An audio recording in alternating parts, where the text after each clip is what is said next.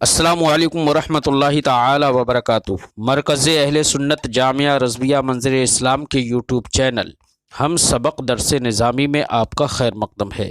پیارے بچوں، جنہوں نے اب تک ہمارے چینل کو سبسکرائب نہیں کیا ہے وہ ضرور سبسکرائب کر لیں اور بیل آئیکن یعنی گھنٹی بھی بجا دیں تاکہ ہر ویڈیو کی نوٹیفیکیشن اطلاع اپلوڈ کرتے ہی آپ تک پہنچ جائے، اور اپنے ساتھیوں سے بھی شیئر کریں۔ شیئر کرنا نہ بھولیں تاکہ ان کو بھی فائدہ حاصل کرنے کا موقع ملے، اور بات پسند آئے تو لائک بھی کیا کریں اور اپنے قلبی تأثر کو ضرور کمنٹ کر کے بتائیں۔ بسم اللہ الرحمن الرحیم۔ باب الغضب فی الموعظۃ والتعلیم اذا رأى ما یکرہ۔ یہ باب ہے نصیحت اور تعلیم میں کوئی ناپسندیدہ چیز دیکھنے پر غضبناک ہونے کے بیان میں۔ یعنی امام بخاری علیہ رحمت و رضوان اس باب میں یہ بات ذکر کریں گے کہ اگر کوئی عالم دین نصیحت کر رہا ہے یا علم سکھا رہا ہے اور متعلم کی جانب سے کوئی ناپسندیدہ چیز اس کے سامنے آئی تو اس پر ایک عالم دین ناراض ہو جائے تو ناراض ہونا اس کا بجا ہے یا نہیں ہے؟ تو امام بخاری علیہ رحمت و رضوان اس باب کے تحت جو حدیث لے کر آئیں گے اس حدیث سے معلوم ہوگا کہ ایک معلم کا کوئی طالب علم پر ناراض ہونا اس بات کو لے کر کہ کوئی ناپسندیدہ چیز اور ناپسندیدہ بات اس نے دیکھی تو یہ ناراض ہونا اس کا مباح ہے، جائز ہے۔ امام بخاری علیہ رحمت و رضوان نے یہ باب ما قبل میں جو باب باندھا تھا جس میں یہ تھا کہ تعلیم حاصل کرنے کے لیے باری مقرر کرنا یہ جائز ہے، درست ہے، اس باب کے بعد یہ باب باندھا۔ دونوں بابوں کے درمیان مناسبت یہ ہے کہ باری مقرر کرنا وہ بھی متعلم کی ایک صفت تھی، اور جب معلم متعلم سے کوئی ناپسندیدہ بات دیکھے تو اس پر اظہار ناراضگی کرے تو یہ بھی متعلم کی جانب سے جو ایسی بات دیکھے تو اس پر اظہار ناراضگی کرے تو یہ بھی متعلم اور معلم کے درمیان ایک تعلق ہے، اور متعلم کی جانب سے ایسی ناگوار چیز دیکھے تو یہ بھی ناگوار بات کا پیش کرنا، ناگوار بات کا کہنا، یہ بھی ایک متعلم کی صفت ہے۔ اس معنی کر اس باب کو مذکورہ باب سے مناسبت حاصل ہے۔ تو امام بخاری علیہ رحمت و رضوان نے یہ باب بھی کتاب العلم میں ذکر کیا، کیونکہ اس باب میں بھی تعلیم و تعلم اور نصیحت کرنے کے دوران ناپسندیدہ چیز دیکھنے پر ناراض ہونے کا ذکر ہے۔ اس کا مطلب یہ ہے کہ علم حاصل کرنے کرانے میں صرف یہی نہیں ہے کہ صرف پیار اور محبت ہمیشہ طلباء کے ساتھ رکھی جائے، بلکہ اگر ناپسندیدہ چیز دیکھی جائے تو ایسی صورت میں ایک استاد اپنے شاگرد پر ناراض بھی ہو سکتا ہے، یہ جائز ہے، جیسے کہ رسول پاک صلی اللہ علیہ وسلم سے ثابت ہے۔ تو امام بخاری علیہ رحمت و رضوان نے یہ باب باندھا، فرماتے ہیں باب الغضب فی الموعظۃ والتعلیم اذا رأى ما یکرہ۔ یہ باب ہے نصیحت، الموعظہ کا معنی ہوتا ہے نصیحت اور التعلیم کا معنی ہوتا ہے علم سکھانا۔ یہ باب ہے نصیحت اور تعلیم میں اس بات کو دیکھنا یا نصیحت و تعلیم میں ناراض ہونے کا بیان، کب؟ اذا رأى ما یکرہ، جبکہ معلم وہ دیکھے جس کو ناپسند کرتا ہے، یعنی خلاف شرع کوئی کام دیکھے، خلاف شرع کوئی امر دیکھے۔ تو خلاف شرع بات پر وہ ناراض ہو سکتا ہے۔ امام بخاری علیہ رحمت و رضوان اس کے تحت حدیث پیش کرتے ہیں، فرماتے ہیں حدثنا محمد بن کثیر قال اخبرنی سفیان عن ابن ابی خالد عن قیس ابن ابی حازم عن ابی مسعود الانصاری قال قال رجل یا رسول اللہ صلی اللہ علیہ وسلم لا اکاد ادرک الصلاۃ مما یطول بنا فلان۔ امام بخاری فرماتے ہیں ہم سے حدیث بیان کی محمد ابن کثیر نے، وہ فرماتے ہیں اخبرنی سفیان، مجھے خبر دی سفیان نے روایت کرتے ہوئے ابن ابی خالد سے، وہ روایت کرتے ہیں قیس ابن ابی حازم سے، اور وہ روایت کرتے ہیں ابو مسعود انصاری رضی اللہ تعالی عنہ سے۔ قال، انہوں نے فرمایا قال رجل، ایک صاحب نے کہا، کیا کہا؟ یا رسول اللہ لا اکاد ادرک الصلاۃ مما یطول بنا فلان۔ یا رسول اللہ، میں نماز بجماعت نہیں پاتا ہوں، مجھے نماز بجماعت حاصل نہیں ہو پاتی ہے۔ لا اکاد، کادا یہ افعال مقاربہ سے ہے، تو معنی ہوا لا اکاد ادرک الصلاۃ، میں قریب نہیں ہو پاتا ہوں کہ نماز کو پڑھوں، نماز کو حاصل کروں۔ یعنی یہاں پر نماز سے مراد نماز بجماعت ہے۔ تو مما یطول بنا فلان، فرماتے ہیں کہ قریب نہیں ہوتا ہے کہ میں نماز کو پاؤں، وجہ اس کی مما یطول بنا فلان، اس وجہ سے ما یطول بنا فلان، جو فلاں آدمی ہمارے ساتھ قرات کو لمبا کر دیتا ہے۔ طولا یطول، تطویل کا معنی ہوتا ہے لمبا کرنا۔ معنی یہ ہے کہ ایک صاحب نے رسول پاک صلی اللہ علیہ وسلم سے یہ شکایت کی، یا رسول اللہ، فلاں صاحب جو امام ہیں وہ قرات کو دراز کر دیتے ہیں، اور قرات کو دراز کرنے کی وجہ سے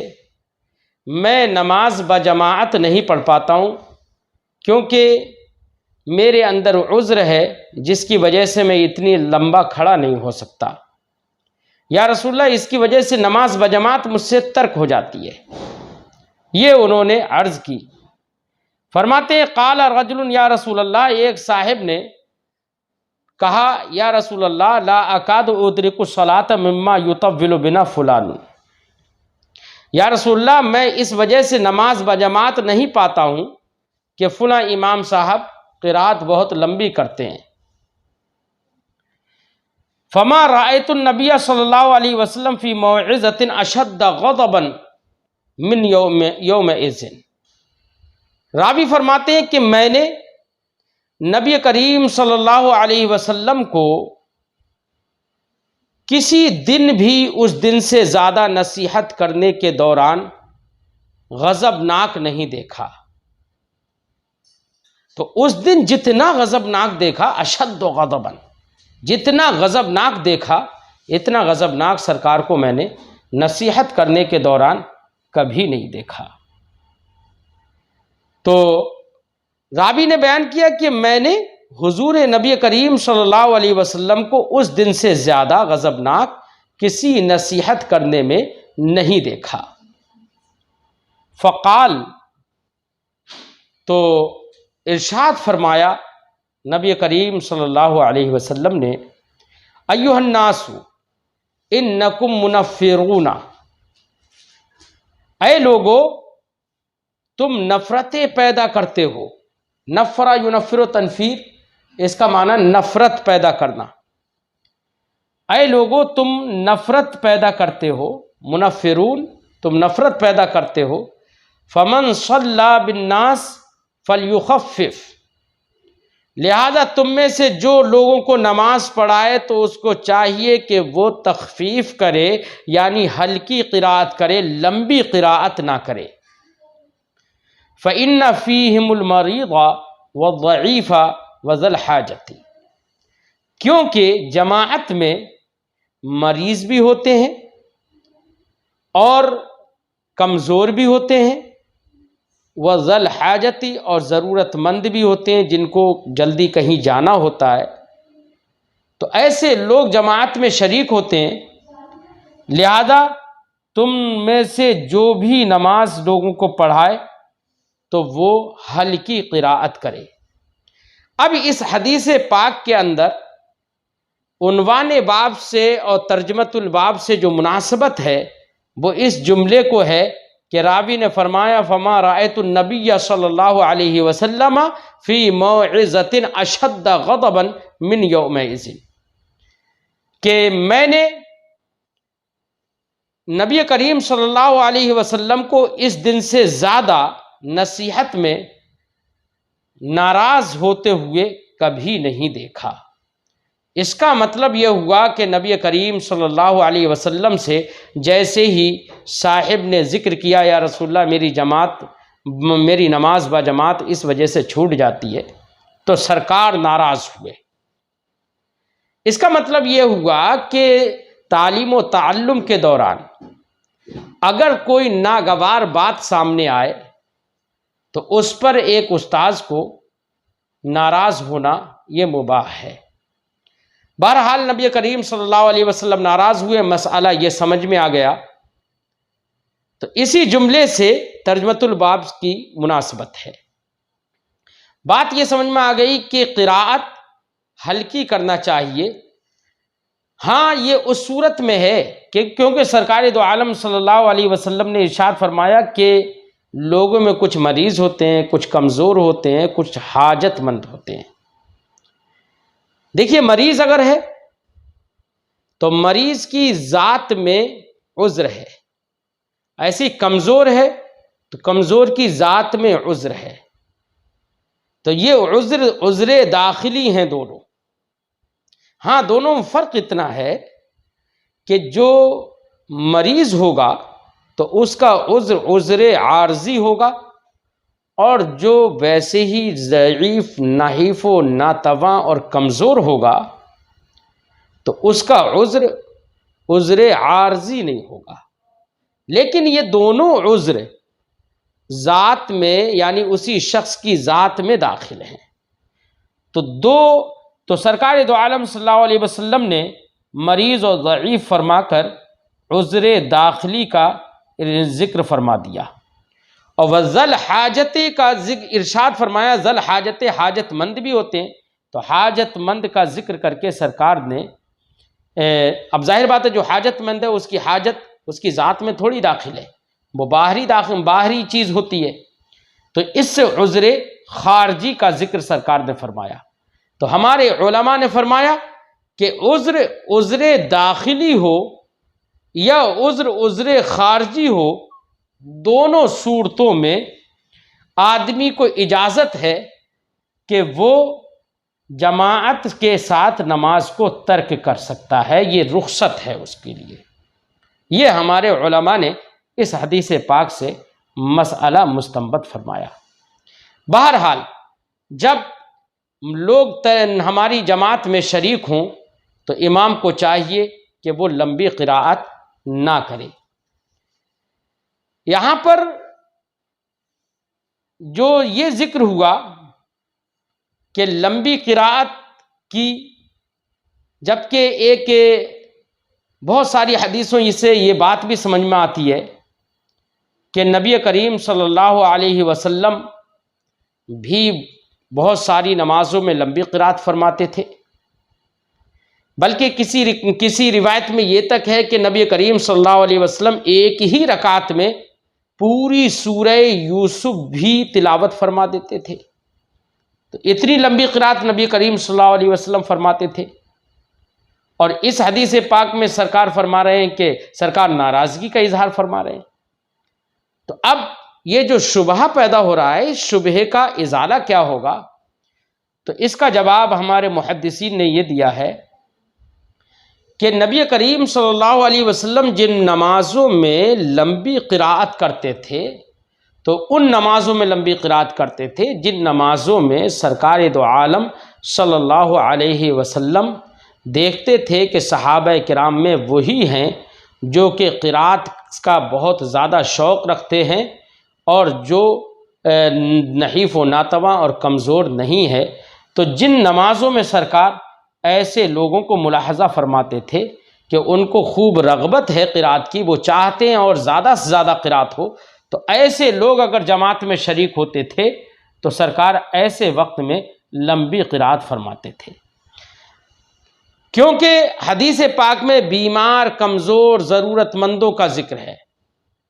کہ ان کی وجہ سے لمبی قرات کرنا منع فرمایا سرکار نے۔ جن صاحب یہاں پر جو شکایت، ایک تو شکایت کرنے والے صاحب تھے اور ایک وہ جن کی شکایت کی گئی۔ جن صاحب کی شکایت کی گئی تو یہاں پر ان صاحب سے مراد حضرت معاذ ابن جبل رضی اللہ تعالی عنہ ہیں، یعنی حضرت معاذ ابن جبل رضی اللہ تعالی عنہ لمبی قرات فرماتے تھے، تو ان کے ایک مقتدی نے شکایت کری نبی کریم صلی اللہ علیہ وسلم سے، اور سرکار دو عالم صلی اللہ علیہ وسلم نے ارشاد فرمایا کہ ہلکی قرات کریں۔ بہرحال اگر موقع شکایت ہو تو نام لینے کے بجائے انہوں نے کیا کہا تھا کہ یطول بنا فلان، تو یہاں پر فلان کہہ دیا، اشارہ تھا حضرت معاذ بن جبل کی طرف۔ اس سے ایک بات سمجھ میں آئی کہ جہاں پر شکایت کرنا مقصد ہو تو نام لینے کے بجائے فلاں کہہ کر اس کا ذکر کیا جائے، یہ بہتر ہوتا ہے۔ اور اس حدیث پاک سے یہ بات بھی سمجھ میں آئی کہ امور دین میں جب کوئی ناپسندیدہ امر دیکھے یا سامنے آئے تو غصے کا اظہار کرنا بھی یہ جائز ہے۔ یہ چند باتیں اس حدیث پاک سے سمجھ میں آئیں۔ اگلی حدیث امام بخاری رحمۃ اللہ تعالی علیہ ذکر فرماتے ہیں حدثنا عبداللہ ابن محمد قال حدثنا ابو عامر العقدی قال حدثنا سلیمان بن بلال المدینی عن ربیعۃ بن ابی عبد الرحمن عن یزید مولی المنبعث عن زید بن خالد الجہنی۔ امام بخاری فرماتے ہیں ہم سے حدیث بیان کی عبداللہ ابن محمد نے، انہوں نے کہا ہم سے حدیث بیان کیا ابو عامر العقدی نے، قال انہوں نے کہا حدثنا سلیمان بن بلال ہم سے حدیث بیان کی سلیمان ابن بلال مدینی نے، وہ روایت کرتے ہیں ربیعہ ابن ابی عبد الرحمن سے، وہ روایت کرتے ہیں یزید سے جو کہ منبعث کے مولا ہیں اور آزاد کردہ غلام ہیں، عن زید بن خالد الجوہنی، اور یزید روایت کرتے ہیں زید بن خالد جوہنی سے، وہ فرماتے ہیں ان النبی صلی اللہ علیہ وسلم سألہ رجل عن اللقطۃ، یہ لقطہ قاف کے فتح کے ساتھ اور توئے کے فتح کے ساتھ ہے۔ لقطہ کہتے ہیں اس چیز کو جو راستے میں یا کہیں پر گری پڑی مل جائے کسی کو، اس کو عربی زبان میں لقطہ یا لقیط کہتے ہیں۔ تو ایک صاحب نے رسول کریم صلی اللہ علیہ وسلم سے لقطہ کے بارے میں سوال کیا کہ کوئی چیز راستے میں گری پڑی مل جائے تو یا رسول اللہ اس کا میں کیا کروں، یا کوئی بھی کسی کو مل جائے تو وہ کیا کرے، یہ سوال کیا۔ سألہ رجل عن اللقطہ، ایک صاحب نے لقطہ کے بارے میں سوال کیا سرکار سے، فقال، تو سرکار نے ارشاد فرمایا اعرف وکاءہا او قال وعاءہا وعفاصہا، سرکار نے فرمایا اعرف وکاءہا، وکا کہتے ہیں بندھن کو، جس بندھن سے کسی چیز کا منہ باندھ دیا جاتا ہے، مثلا تھیلے کا منہ باندھ دیا جائے، یا تھیلی کے منہ میں جو دھاگا وغیرہ ڈال دیتے ہیں اور اس کو باندھنے کے لیے استعمال کرتے ہیں، تو وہ دھاگا وکا کہلاتا ہے۔ اب شک راوی ہے کہ سرکار نے وکا کہا یا وعاءہا کہا۔ وعاء اگر کہا تو وعاء جمع اوعیہ ہوتی ہے اس کا معنی ہوتا ہے برتن جس میں کسی چیز کو حفاظت کے لیے رکھا جائے۔ اور آگے فرمایا وعفاصہا، عفاص کہتے ہیں تھیلی کو، وہ عفاس کہتے ہیں ڈھکن کو، جیسے کوئی برتن ہے جس کا اوپر ڈھکن لگا دیا جاتا ہے، ڈاٹ لگا دی جاتی ہے، تو اس ڈاٹ یا ڈھکن کو عفاس کہتے ہیں۔ تو سرکار سے سوال کیا لقطہ کے بارے میں کہ یا رسول اللہ لقطہ کا کیا کریں، اگر کوئی گری ہوئی چیز مل جائے تو ہم کیا کریں؟ تو سرکار نے ارشاد فرمایا اعرف وکاءھا، اس کے بند یا دھاگے کو پہچان لو،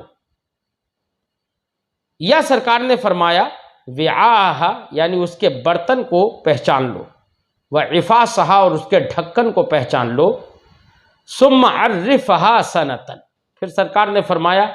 پھر اس کا اعلان کرو 1 سال تک، سنتن 1 سال تک اس کا اعلان کرو، ثم استمتع بھا، اگر 1 سال تک لینے والا نہیں آئے تو سرکار دو عالم صلی اللہ علیہ وسلم نے ارشاد فرمایا پھر اس سے تم فائدہ اٹھاؤ، فإن جاء ربھا، اگر اس کا مالک اس کو لینے کے لیے آ جائے، فأدھا الیہ، تو پھر وہ چیز اس کے سپرد کر دو، ادا یؤدی تعدیہ اس کا معنی ادا کرنا، فأدھا الیہ تو وہ اس کے سپرد کر دو۔ قال، پھر انہوں نے کہا فضالۃ الابل، یا رسول اللہ جو اونٹ گم جائے، گما ہوئے اونٹ کا، اگر کسی کو اونٹ کہیں پر مل جائے تو اس گمے ہوئے اونٹ کا کیا کرے؟ فغضب، جب یہ سوال کیا تو سرکار دو عالم صلی اللہ علیہ وسلم پر آپ نے اظہار ناراضگی فرمایا، حتی احمرت وجنتاہ، ایسے اظہار ناراضگی فرمایا کہ آپ کے دونوں رخسار سرخ پڑ گئے، وجنت رخسار کو کہتے ہیں، احمرت وجنتاہ، یہاں تک کہ سرکار دو عالم صلی اللہ علیہ وسلم کے دونوں رخسار سرخ پڑ گئے۔ احمرہ یا احمر احمرار کا معنی ہوتا ہے سرخ ہو جانا، او قال احمر وجہہ، یہ راوی کا شک ہے کہ احمرت وجنتاہ فرمایا یا یہ کہ احمر وجہہ کہا کہ سرکار کا چہرہ سرخ ہو گیا۔ فقال، تو ان صاحب نے جب سوال کیا تو سرکار نے ارشاد فرمایا ما لک ولہا، تمہارا اس اونٹ گمے ہوئے اونٹ سے تمہارا کیا تعلق؟ ما لک ولہا، تمہارا اس سے کیا تعلق؟ اس کا مطلب یہ ہے کہ اونٹ کو سرکار دو عالم صلی اللہ علیہ وسلم نے لقطہ نہیں بنایا، اور فرمایا کہ دیکھو جو چیز چھوٹی موٹی چیز ملی کچھ بھی تو اس کو فرمایا کہ اس کو رکھ لو اور اس کی پہچان کر لو اور 1 سال تک اعلان کرو، لیکن اونٹ کے بارے میں سرکار نے یہ نہیں فرمایا۔ اس کا مطلب یہ کہ اونٹ کو لقطہ نہیں بنایا، وہ لقیط نہیں ہے۔ کیوں سرکار نے یہ فرمایا؟ اس کی وجہ یہ ہے کہ اونٹ بڑا جانور ہے، اور اونٹ کی خاصیت یہ ہے کہ وہ پانی کو اپنے پیٹ میں، اس کے کچھ مشکیزیں ہوتے ہیں بڑے بڑے، ان مشکیزوں میں وہ پانی کو جمع کر لیتا ہے، اور کئی ہفتوں تک انہی مشکیزوں سے پانی سے وہ سیراب ہوتا رہتا ہے، اور اسے پیاس پھر الگ سے پانی پینے کی ضرورت نہیں ہوتی ہے۔ ایسے ہی وہ بڑا جانور ہے، جگہ جگہ پر پیڑوں سے پتے آرام سے توڑ کے وہ کھا لے گا، اور اتنا بڑا جانور ہے کہ اس کے پیر مضبوط ہوتے ہیں، کوئی اس کے قریب جائے گا تو ایسی صورت میں وہ اس کو اپنے اوپر قابو نہیں دے گا، تو اس سے تمہارا کیا تعلق؟ وہ تو اپنی حفاظت خود کر لے گا۔ اس کا مطلب یہ ہے وہ لقطہ نہیں ہے، اگر اس کو اس کا مالک مل جائے گا تو وہ خود لے جائے گا، اور دوسرا آدمی چونکہ اس پر قابو نہیں پائے گا، اور دوسرا کوئی اس کو چرا کر بھی نہیں لے جائے گا، جیسے کہ اہل عرب کا یہی ماحول تھا کہ وہ کسی کے اونٹ کو نہیں چراتے تھے، نہیں لیتے تھے۔ اس لیے سرکار دو عالم صلی اللہ علیہ وسلم نے فرمایا تمہارا اس سے کیا تعلق؟ معاہا سقاؤہا، اس کے ساتھ اس کے سیراب کرنے والی چیز بھی ہے، یعنی اس کے پیٹ میں مشکیزیں ہوتے ہیں جس میں وہ پانی جمع کر لیتا ہے، وحذاؤہا، اور اس کے جوتے ہوتے ہیں، حذا جوتے نہیں، مطلب مراد ہے کہ اس کے خر جو ہوتے ہیں مضبوط ہوتے ہیں، ترد الماء وترعى الشجرہ، وہ تو پانی پر خود سے جا کر پانی پی لیتا ہے، وترعى الشجرہ اور درخت کو چر لیتا ہے، فذرها تو اس کو چھوڑ دو، اس کو تمہیں نہیں پکڑنا ہے، حتی یلقاها ربها یہاں تک کہ اس کا مالک اس کو مل جائے۔ قال تو اب چونکہ یہ بڑا اونٹ تھا تو سرکار نے فرمایا اس کو لقطہ نہیں بنائیں گے۔ تو ان صاحب نے پھر سوال کیا، فضالۃ الغنم، یا رسول اللہ اگر کوئی بکری گم جائے اور وہ ہمارے سامنے آ جائے گمی ہوئی بکری کسی کی، تو اس بکری کا کیا حکم ہوگا؟ ضالۃ الغنم، گمی ہوئی بکری۔ قال سرکار نے ارشاد فرمایا لکا، وہ بکری تمہارے لیے ہے، اور لأخی کا یا تمہارے کسی بھائی کے لیے ہے، اور للذئب یا بھیڑیا کے لیے۔ یعنی سرکار نے یہ فرمایا کہ دیکھو بکری چھوٹا جانور ہے اور اس کو کوئی بھی چرا سکتا ہے، اس لیے تم اس کو حاصل کر لو، تم اس کو پکڑ لو، اور اس کا حکم وہی ہے کہ اگر اس کا مالک آ جائے تو اس کے سپرد کر دو، اور اگر تم نہیں پکڑو گے تو وہ کوئی اور اس کو پکڑ لے گا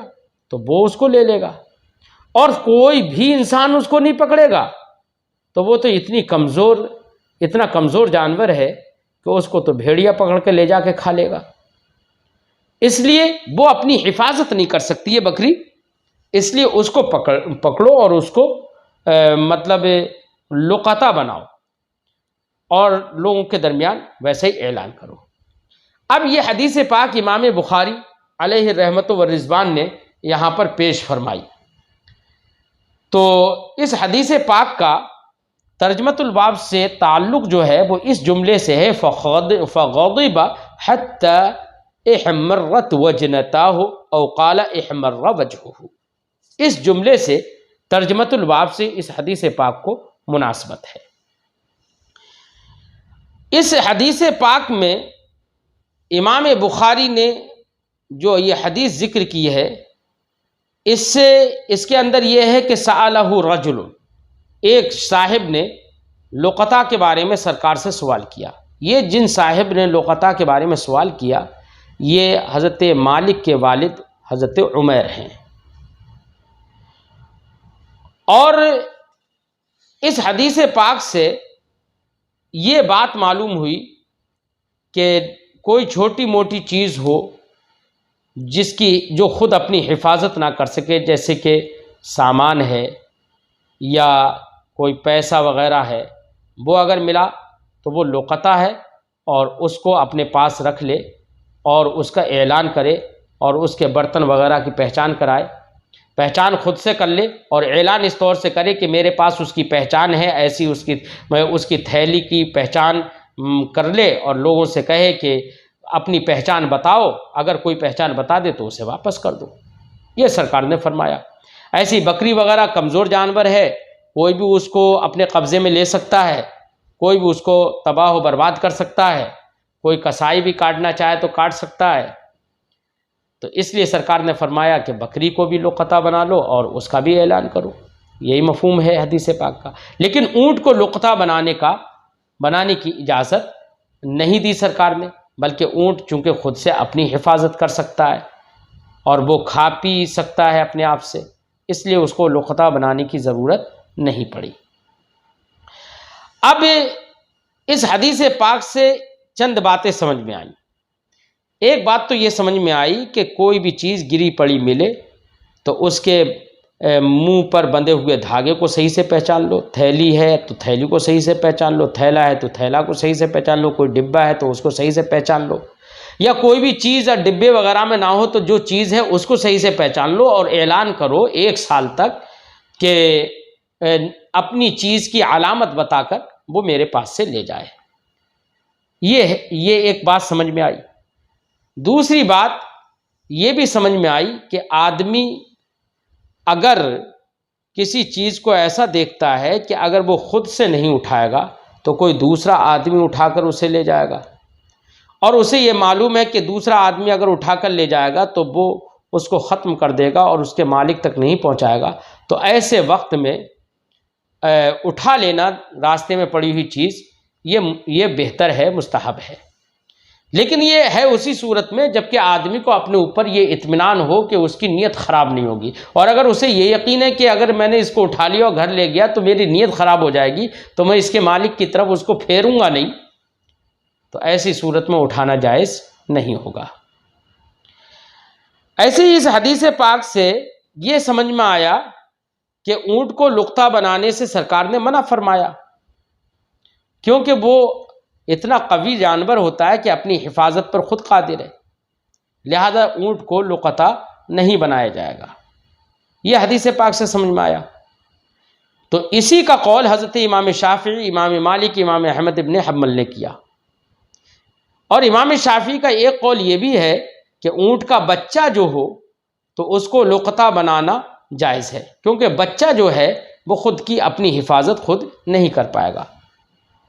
اور امام مالک نے یہ بھی فرمایا کہ اونٹ ہی کی تخصیص نہیں ہے، بلکہ اس میں جتنے بھی بڑے جانور ہیں، مضبوط جانور ہوتے ہیں، چاہے گائے ہو، بھینس ہو، گھوڑا ہو، کھچر ہو، کوئی بھی ہو، ہے نا، کسی کو بھی لقطہ بنانا جائز نہیں ہے، یہ امام مالک نے فرمایا۔ یہاں پر امام اعظم رضی اللہ تعالی عنہ کا قول تھوڑا الگ ہے۔ امام اعظم رضی اللہ تعالی عنہ نے فرمایا کہ اگر دوسرے کا گما ہوا جانور، مثلا اونٹ ہے، گائے ہے، بھینس وغیرہ ہے، اگر یہ مل جائے تو اس کو لقطہ بنانا جائز ہے۔ اب آپ کہیں گے حدیث پاک میں تو سرکار نے فرمایا کہ تمہارا اس سے کیا تعلق، یعنی سرکار نے لقطہ بنانے سے تو منع فرمایا۔ تو حضرت امام اعظم رضی اللہ تعالی عنہ نے یہاں پر لقطہ بنانا جائز قرار کیوں دیا گائے، بھینس، اونٹ وغیرہ کو؟ تو اس کی وجہ یہ ہے کہ سرکار دو عالم صلی اللہ علیہ وسلم نے جو منع فرمایا تھا وہ عادت عرب کی بنا پر منع فرمایا تھا، کیونکہ عرب کی عادت یہ تھی کہ وہ کسی کا اونٹ نہیں پکڑتے تھے، نہیں لیتے تھے، چوری نہیں کرتے تھے، وہاں پر کوئی کسائی دوسرے کے اونٹ کو نہیں کاٹتا تھا۔ لیکن اب اگر کہیں پر، تو یہ تو عرب کا ماحول کے لحاظ سے عرب والوں کے لیے سرکار کا یہ حکم رہے گا، لیکن دوسرے شہروں میں، دوسرے ملکوں میں حالات تھوڑے دیگرگوں ہیں، وہاں پر تو لوگ دوسرے کے مال کو اگر اونٹ کو بھی دیکھیں گے تو اگرچہ تو اونٹ پر قابو پا کر اس کو ذبح بھی کر سکتا ہے کسائی۔ اس لیے امام اعظم رضی اللہ تعالیٰ عنہ نے فرمایا کہ اونٹ وغیرہ بڑے جانوروں کو بھی لقطہ بنانا یہ جائز ہے۔ حضرت امام اعظم، اچھا حدیث پاک سے یہ بات سمجھ میں آئی کہ 1 سال تک تشہیر کرے، 1 سال تک اعلان کرے، یہ حدیث پاک سے سمجھ میں آیا۔ لیکن امام اعظم رضی اللہ تعالی عنہ کے نزدیک لقطہ کی تشہیر اس وقت تک واجب ہے، اس وقت واجب ہے جبکہ گمان ہو کہ اس کا مالک تلاش کر رہا ہوگا۔ اگر ہمارا یہ یقین ہے، یہ گمان ظن غالب ہے کہ اس کا مالک تلاش کر رہا ہوگا، تو جب تک تلاش کرنے کا گمان ہو تب تک اعلان کرنا واجب ہے۔ یعنی یہ ضروری نہیں ہے کہ 1 ہی سال تک اعلان کرے، اب چیز کیسی ہے اس چیز کے اوپر ڈیپینڈ ہے۔ یعنی اگر کوئی بہت قیمتی چیز ہوتی ہے تو عادت یہ ہے کہ اس کا مالک سالوں سال بھی اس کو تلاش کرتا ہے۔ جیسے سونا چاندی وغیرہ کوئی مہنگی چیز ہے تو اس کو آدمی برسہ برس بھی تلاش کرتا ہے، تو اگر ایسی چیز کوئی ملی تو امام اعظم فرماتے ہیں تو اس کو برسہ برس اس کا اعلان کرنا یہ واجب ہے، اس کی تشہیر کرنا یہ واجب ہے۔ اور اگر کوئی قیمتی چیز نہیں ہے، ہلکی پھلکی چیز ہے، مثلا کسی کا انگور گر گیا، کسی کا کوئی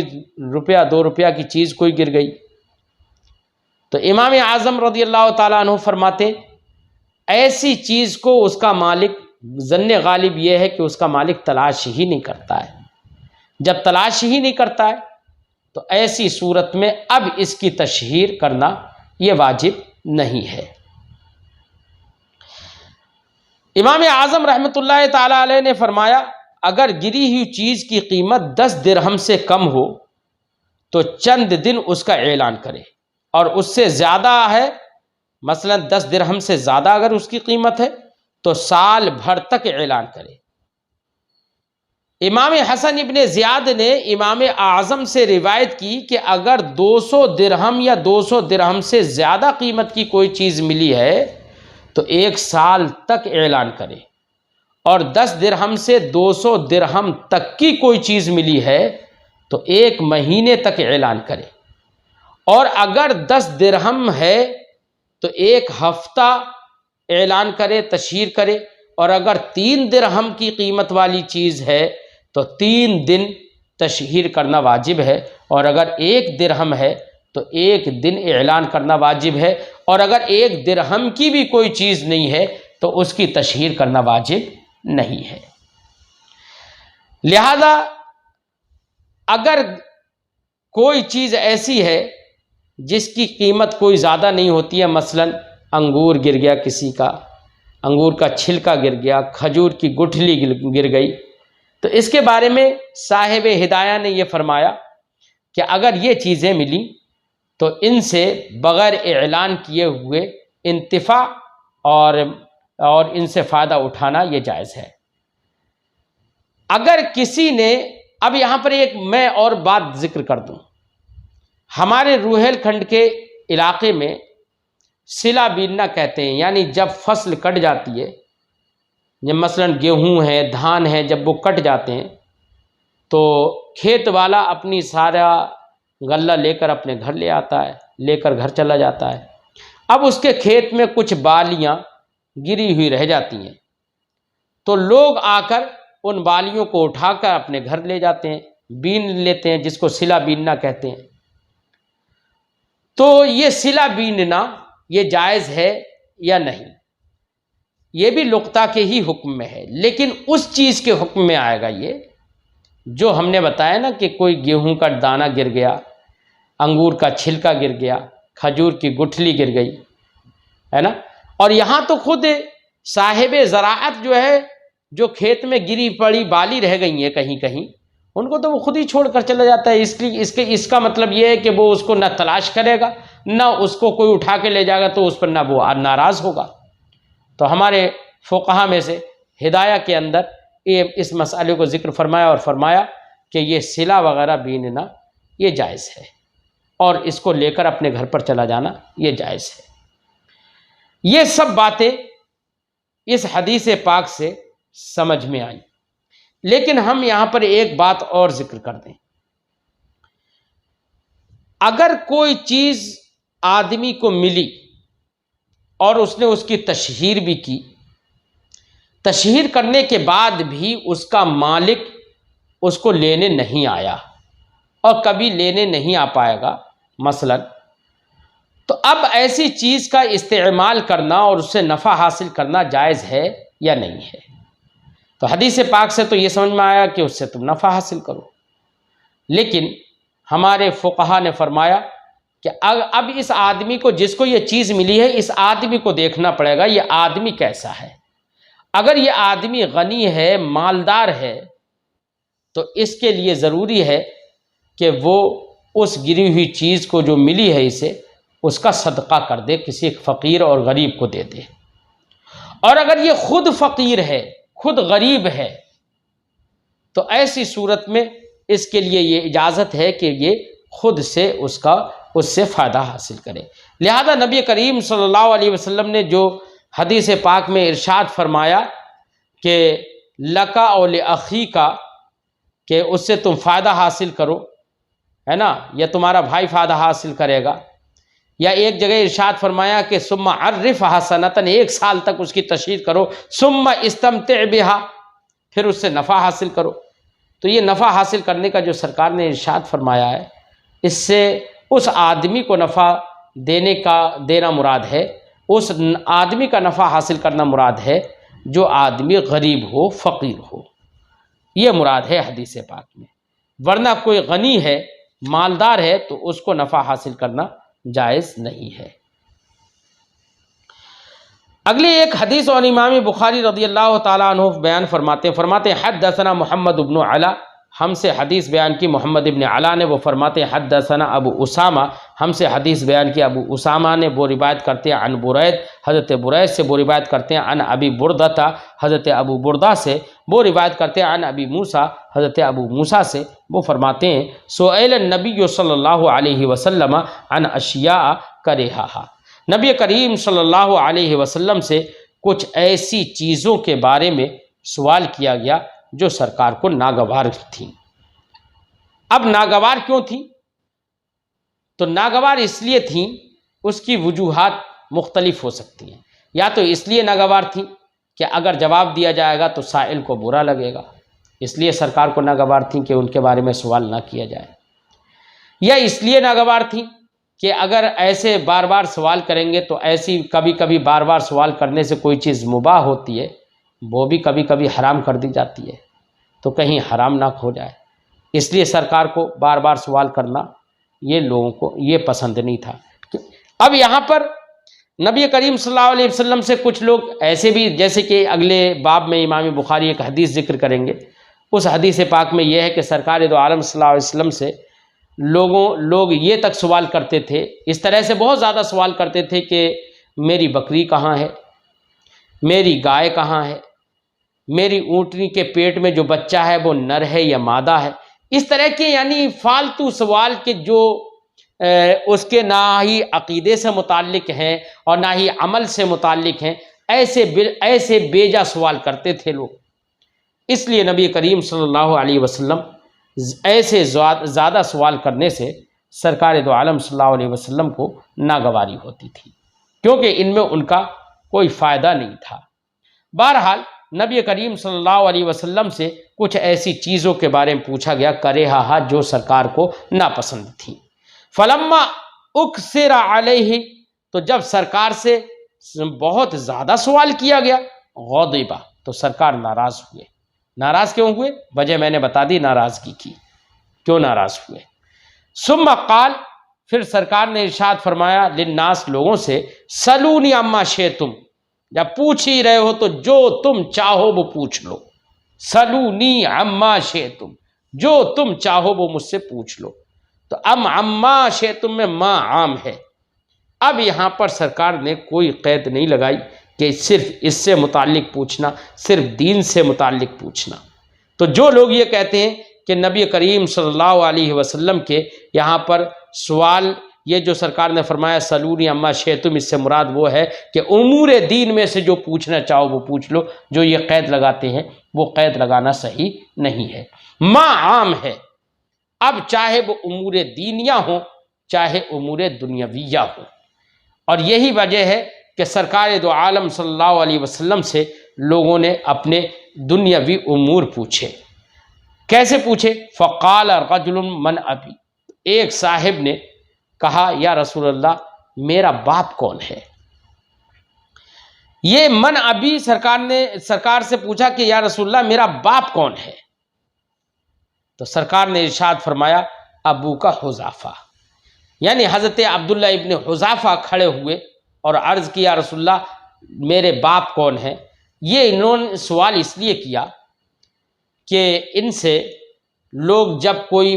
تلخی والی بات ہو جاتی تھی تو ان کا نام کسی اور سے جوڑ دیتے تھے، دوسرے کی طرف لوگ نسبت کر دیتے تھے، اس لیے لوگوں کے دوسرے کی طرف نسبت کرنا ان کو برا لگتا تھا، ناگوار گزرتا تھا۔ تو انہوں نے عرض کی یا رسول اللہ میرا باپ کون ہے یہ بتا دیجیے۔ اب دیکھیے، باپ ہونا ایک ایسا امر ہے جو ہر کوئی نہیں بتا سکتا، صرف ماں ہی بتا سکتی ہے کہ بچے کا باپ کون ہے۔ لیکن صحابی رسول کو یہ یقین تھا کہ جب سرکار نے فرمایا ہے کہ سلونی عما شئتم، جو تمہیں سمجھ میں آئے، جو تم چاہو وہ پوچھ لو، تو آج سرکار دو عالم صلی اللہ علیہ وسلم کا دریائے رحمت جوش پر ہے۔ آج میں اپنی جو عار محسوس کرتا ہوں، جو لوگ مجھے عار دلا دیتے ہیں، آج میں اس کا ازالہ کر لوں۔ تو حضرت عبداللہ ابن ابی قحافہ نے یہ پوچھ لیا یا رسول اللہ یہ بتائیے کہ میرے باپ کون ہیں۔ یہ ایسا امر ہے باپ کے بارے میں صرف ماں ہی بتا سکتی ہے کہ باپ کون ہے، کوئی دوسرا نہیں بتا سکتا۔ لیکن نبی کریم صلی اللہ علیہ وسلم نے فرمایا ابو کا حذافہ، تمہارے والد حذافہ ہیں۔ اب دیکھیے یہ حدیث پاک نبی کریم صلی اللہ علیہ وسلم کے علم غیب پر صریح دلیل ہے، لیکن پھر بھی کچھ لوگوں کے سمجھ میں نہیں آتی۔ بخاری میں ہے، لوگ کہتے ہیں بخاری کی حدیث دیکھو، بخاری ہی میں ہے، فرماتے ہیں ابو کا حذافہ، سرکار نے فرمایا تمہارے والد حذافہ ہیں۔ فقام آخر، پھر ایک دوسرا شخص کھڑے ہو گئے، فقالا، تو انہوں نے عرض کی من ابی یا رسول اللہ، یا رسول اللہ مجھے بھی بتا دیجئے میرا باپ کون ہے۔ فقال ابو کا سالم، تو سرکار نے ارشاد فرمایا تمہارے والد سالم ہیں، مولا شیبتا، شیبہ کے آزاد کردہ غلام۔ فلما رأى عمر، تو جب حضرت عمر رضی اللہ تعالی عنہ نے دیکھا کہ لوگ اس طرح کے سوال کر رہے ہیں، فلما رأى عمر ما فی وجہہ، تو جب حضرت عمر فاروق اعظم رضی اللہ تعالی عنہ نے وہ تمام چیزیں دیکھیں جو سرکار کے چہرے میں انہوں نے ملاحظہ کی، یعنی سرکار کے چہرے پر آثار غضب تھے، تو وہ جب دیکھا قالا، تو کہا یا رسول اللہ انا نتوب الی اللہ عز وجل، یا رسول اللہ ہم نے اور یا ہمارے گروپ میں کے ہمارے گروہ کے لوگوں نے آپ سے اس طرح کے سوال کیے جس سے آپ پر ناراضگی کے آثار آپ کے چہرے پر نمودار ہیں، یا رسول اللہ یہ ہم یہ سمجھتے ہیں کہ آپ کو شاید دل شکنی ہوئی ہے، یا آپ کی بارگاہ میں ہماری طرف سے یہ بے ادبی ہے، یا رسول اللہ ہم اس پر اللہ کی بارگاہ میں توبہ کرتے ہیں اور آپ ہمیں معاف فرما دیجیے۔ یہ حضرت عمر بن خطاب رضی اللہ تعالی عنہ نے عرض کی۔ ایک دوسری روایت میں ہے کہ جیسے کہ اگلے باب میں وہ روایت ذکر کریں گے امام بخاری، اس روایت میں ہے کہ برک عمر علی رکبتیہ، حضرت عمر بن خطاب رضی اللہ تعالی عنہ اپنے گھٹنوں پر بیٹھ گئے، گھٹنوں کے بل بیٹھ گئے اور کہا رضینا باللہ ربا وبالاسلام دینا وبمحمد نبیہ، ہم اللہ سے رب ہونے کے اعتبار سے راضی ہیں اور اسلام سے دین ہونے کے اعتبار سے راضی ہیں اور محمد صلی اللہ علیہ وسلم سے نبی برحق ہونے کے اعتبار سے ہم راضی ہیں۔ یعنی حضرت عمر بن خطاب نے نبی یہاں پر کہا، وہ بے محمد نبی کہا، نبی ہونے کے اعتبار سے، اور جو نبی ہوتا ہے وہ نبعن سے بنا ہے، نبعن کا معنی ہوتا ہے غیب کی خبر دینا، اور اس کا مطلب یہ ہوا کہ نبی غیب کی خبر دینے والا ہے۔ اب حضرت عمر بن خطاب کا یہ کہنا کہ ہم محمد صلی اللہ علیہ وسلم سے نبی ہونے کے اعتبار سے راضی ہیں، یعنی ہمیں یہ یقین ہے کہ نبی کریم صلی اللہ علیہ وسلم غیب کی باتیں جانتے ہیں، اسی لیے نبیہ یہاں پر کہا، یہاں پر رسولہ نہیں کہا، کیونکہ موقع اور محل تھا غیب کو بتانا۔ حضرت عمر بن خطاب، اس لفظ سے یہ سمجھ میں آتا ہے حضرت عمر بن خطاب رضی اللہ تعالی عنہ رسول پاک صلی اللہ علیہ وسلم کی بارگاہ میں اپنا اظہار یقین فرما رہے ہیں کہ یا رسول اللہ ہمیں یقین ہے کہ آپ سچے نبی ہیں، برحق نبی ہیں، آپ غیب کی باتیں جانتے ہیں، آپ نے باپ ہونے کے بارے میں بتا دیا کہ تمہارا باپ کون ہے۔ پھر اس کے بعد میں حضرت عمر نے حضور صلی اللہ علیہ وسلم کے چہرے مبارک میں غضب کے آثار دیکھے تو عرض کی انا نتوب الی اللہ عز وجل، ہم اللہ کی بارگاہ میں توبہ کرتے ہیں، یعنی ہم اللہ کی بارگاہ میں ایسے سوالات کرنے سے توبہ کرتے ہیں جو اللہ کے حبیب کو ناپسند ہو۔ تو یہ سب باتیں حدیث پاک سے سمجھ میں آئیں جو ہم نے ذکر کی۔ اعلیٰ حضرت علیہ رحمت و رضوان نے نبی کریم صلی اللہ علیہ وسلم کے غیب پر کتابیں لکھی، لوگوں کو عقیدہ حق لوگوں پر ظاہر کیا۔ اعلیٰ حضرت علیہ رحمت و رضوان ارشاد فرماتے ہیں سر عرش پر ہے تیری گزر، دل فرش پر ہے تیری نظر، سر عرش پر ہے تیری نظر، تیری گزر، دل فرش پر ہے تیری نظر، ملکوت و ملک میں کوئی شے نہیں وہ جو تجھ پہ آیا نہیں۔ تو نبی کریم صلی اللہ علیہ وسلم غیب داں تھے۔ سرکار دو عالم صلی اللہ علیہ وسلم سے سوال کیا، لوگوں نے طرح طرح کے سوال کیے، کتنی حدیثیں ہیں، لیکن سوال یہ ہے یہاں پر کہ سرکار دو عالم صلی اللہ علیہ وسلم ناراض کیوں ہوئے؟ جواب تو دیا سرکار نے، لیکن ناراض کیوں ہوئے؟ تو اس کا جواب میں شروع میں بھی دے چکا، یعنی ناراض کی کئی وجہ ہو سکتی ہیں۔ ایک وجہ تو یہ ہو سکتی ہے کہ بہت سارے لوگ محض تعنت اور عناد کے طور پر سرکار سے ایسے سوال کرتے تھے، جیسے کہ ایک دوسری حدیث میں ہے کہ لوگ پوچھ لیتے تھے کہ میری اونٹنی کے پیٹ میں نر ہے یا مادہ ہے، اس طرح کے بطور جن کا کوئی تعلق ان کے فائدے سے نہیں تھا، نہ دین سے نہ دنیا کے کسی فائدے سے متعلق نہیں تھا سوال، اس لیے سرکار ناراض ہوئی۔ اور ایک ناراضگی کی یہ بھی وجہ ہے کہ کہیں سرکار جب جواب دیں تو کہیں ایسا جواب ہو کہ جس سے سائل کو برا لگے، جیسے کہ قرآن پاک میں اللہ نے ارشاد فرمایا یا ایھا الذین آمنوا لا تسألوا عن اشیاء ان تبد لکم تسؤکم، اے ایمان والو ایسی چیزوں کے بارے میں مت پوچھو کہ اگر وہ تم پر ظاہر ہو جائے تو تمہیں برا لگے، ایسے سوال نہ کرو۔ یہ آیت کریمہ میں یہ بتا رہی ہے کہ جو باتیں ایسی ہوں جو اگر جواب دیے جائیں تو تم کو برا لگے، اس کا مطلب یہ ہے کہ تم پر تو وہ باتیں ظاہر نہیں ہیں، لوگ تو نہیں جان سکتے، لیکن نبی سے سوال مت کرو کیونکہ نبی تو وہ جانتے ہیں، اگر بیان کر دیں گے تو تم کو برا لگے گا۔ تو یہ آیت کریمہ بھی نبی کی غیب کی طرف مشعر ہے۔ آج کی گفتگو ہم یہیں پر ختم کرتے ہیں، بات دراز بھی ہو گئی۔